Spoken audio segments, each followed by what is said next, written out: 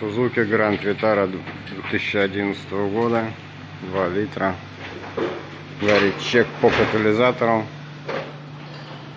Удаляем катализаторы и прошиваем ее под Евро-2. Первый катализатор сняли, сейчас будем его резать, устанавливать туда пламя-гаситель.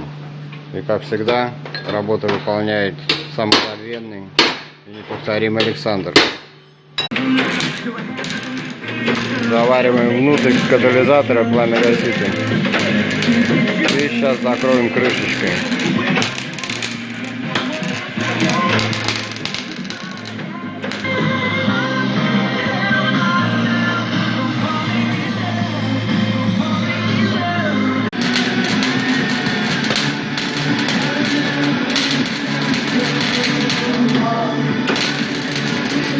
Особенностью Grand Vitara является то, что обманки на них не работают, и приходится их прошивать всегда под Евро-2, потому что идет активно используется при лямбда-регулировании второй датчик, особенно при прогреве.